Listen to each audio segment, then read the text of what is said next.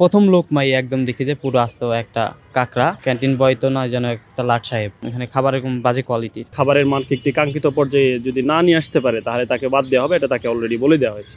তো সেদিন রাতে আর কি আমার লেট হয়ে যাওয়াতে হলের খাবার আর কি শেষ হয়ে গেছিলো হল ক্যান্টিনের। তো আমি আসলে জিয়াউর রহমান হলের ছাত্র। তো সুদর্শন হলের ক্যাফেটেরিয়ায় ওই দিন রাতে আর কি আমি আমার হলের একজন সিনিয়র ওইখানে খাইতে যাই। তো খাইতে যাওয়ার পরে দেখলাম যে ওইখানে খাবার প্রায় শেষের দিকে। তো ওইখানে আমি মাছ অর্ডার করলাম আর কি।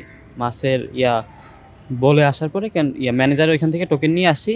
তো ওইখানে বলার পর অনেক রিকোয়েস্ট করার পরে মানে সাথে সাথেই যাই, তাদেরকে পাওয়াও যায় না, মানে ডাকতে ডাকতে কিছুক্ষণ পরে আসছে ক্যান্টিন বয়। আইসা আর কি আমাকে দিল, মাছ দিয়ে গেল। আমি ওইটা আর কি প্রথমেই আর কি করছি ভাতের সাথে মিক্সড করার পরে, মানে প্রথম লোক মাই একদম দেখি যে পুরো আস্ত একটা কাঁকড়া ওইটার মধ্যে দেওয়া। এটার কোনো পেট পরিষ্কার করা ছিল না। আমি একটু হাত দিয়ে নাড়াচাড়া করে দেখলাম আর কি যে ওইখানে একদমই নোংরা টোংরা দিয়ে ভর্তি। ওইভাবেই পুরো আস্ত কাঁকড়া ওইভাবে দিয়ে রাখা হয়েছে। সাথে সাথেই আমি সবাইকে ডাকলাম। তো কিছু আসে না, কারো কোনো খবর নেই। একদম ক্যান্টিন বয় তো নয়, যেন একটা লাট সাহেব। তো বারবার বলার পরেও তাদের কিছুক্ষণ পরে প্রায় 10-15 মিনিট না হলেও মানে লম্বা একটা সময়, টাইম খেয়াল নেই আমার। তো তারপরে তারা আসলো, আইসা আর কি বলতেছে আচ্ছা ভাই ভুল হয়ে গেছে, আমাকে এটা চেঞ্জ করে দিতে চায়। মানে সেম তরকারি আমাকে প্লেটটা চেঞ্জ করে দিতে চাইতেছে আর কি। এটা কেমন কথা? এটা কি খাওয়া যায়? এমনিতেই দেখার সাথে সাথে বমি চলে আসে, মনে হচ্ছিল ওয়াক চলে আসে আমার গলা দিয়ে, একটু হলেই বমি আসা পড়বে এমন। মানে মুখে লোকমা তুলতে যাবো তখন দেখি যে পুরো কাঁকড়া একটা আসতো। তো পরে আর কি ওইখান থেকে ওইটা ম্যানেজারকে ডাক দিই, ম্যানেজারও কাছে আসে নাই। পরে ওদের ওই দূর থেকে বসেই বলতেছে যে ওইটা সরাই ফেলতে। কিন্তু সেম খাবারটাই আমি দেখলাম ওনাদেরকে বারবার। পরে আমি সাথে সাথে যে ম্যানেজারকে বলছি, বইলাও কোনো লাভ হয় নাই। সাথে সাথে সেটা আর কি ম্যানেজারকে দেখলাম যে আমার সাথে আমাদের ভার্সিটির সাবেক একজন ভাই হয়তো আশেপাশে ছিল, উনি খাইতে আসছে। তো সাথে সাথে ওনাকে সেম উনি সবজিটাই অর্ডার করলো, মাছটা, আর ওইটা আইনে ভাইয়ের সামনে দিতেছে। মাত্রই যেটা কাঁকড়া দেখলাম, দেখার সাথে সাথে তারপরে সাবেক ওই ভাইকে সেম জিনিসটাই ওখানে খাইতে দিছে। তো ভাই হয়তো খেয়াল করে নাই, মাত্রই ঢুকছে। তো আমি ভাইকে তাড়াতাড়ি ডাক দিয়ে বলতেছি, ভাই আপনি এটা খায়েন না, মাত্রই আমি এটার মধ্যে কাঁকড়া পাইছি, আস্ত কাঁকড়া ছিল। পরে ভাই উঠা তো চিল্লাফিল্লা শুরু করছে।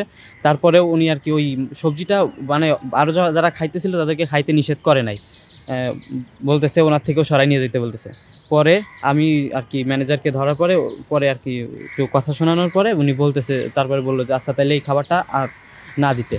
অথচ দেখেন ওনাদের প্রথমেই উচিত ছিল কিন্তু ওই খাবারটা ওইখান থেকে সরাই ফেলা, বা যারা খাইতেছিল তাদেরকে সরি বলা কিংবা কোনো ব্যবস্থা নেওয়া, কিন্তু করে নাই।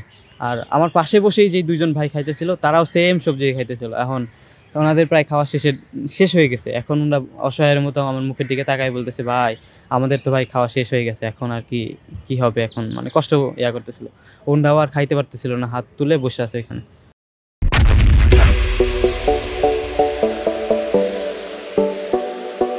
পরে আর কি ওই যে আমাদের সাবেক ভাই উনি আর কি ধমক টমক দিয়ে উনিও রাগ করে দেখে বেরিয়ে গেছে। পরে আমিও আর কি কিছুক্ষণ দাঁড়িয়ে থেকে এখন কি করব, ওনাদের তেমন ওই কি বলে যে র্যাপিড অ্যাকশন কিছু দেখি নাই। আমি ওইখান থেকে বের হয়ে আসি। এটা শুধু আজকে না, এর আগের দিনও লাস্ট কয়েকদিন আগে 10-15 দিন আগে খাইতে গেছি, এরকম বাধ্য হয়ে ওইখানে যাইতে হয়। আসলে ওই জায়গাটা নামটাই একটু খারাপ আছে, কারণ এখানে খাবার এরকম বাজে কোয়ালিটির। তো ওই দিনও যাই ওইটার মধ্যে একটা পোকা পাইছি, ওই দিনও অর্ধেক খাওয়া শেষ। তারপরে দেখি যে সবজির মধ্যে এরকম একটা পোকা। তো ওইটা ফেলে দিয়ে ওই দিনও চলে আসছি। আবার মানে পরপর 2 দিন সেম কাহিনী হইলো আমার সাথে ওইখান থেকে। কি বলবো, এখানে ঢাকা বিশ্ববিদ্যালয় আসলে প্রত্যন্ত গ্রাম থেকে যারা আসে তারা প্রত্যন্ত বলতে নতুন যারা ঢোকে তারা অনেক আশা নিয়ে ঢোকে, মানে দেশের সেরা বিশ্ববিদ্যালয়।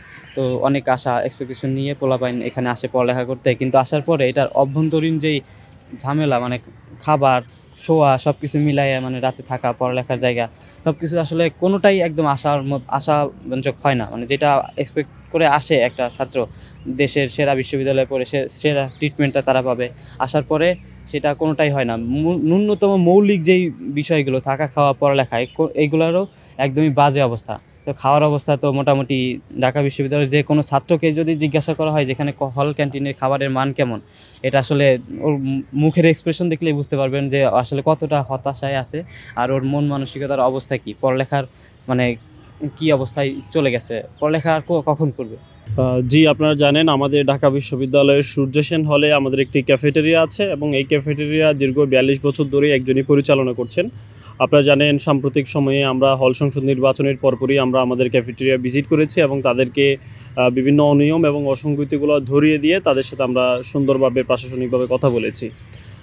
এই কাজের আরও 2 দিন পরে আপনারা দেখেছেন আমাদের সূর্য সেন হল ক্যাফেটেরিয়ায় আমাদের জিয়া হলের এক শিক্ষার্থী খেতে বসেছেন এবং তিনি মাছের সাথে একটি কাঁকড়া পেয়েছেন এবং সেটি নিয়ে আপনারা দেখেছেন অনেকগুলো নিউজ হয়েছে।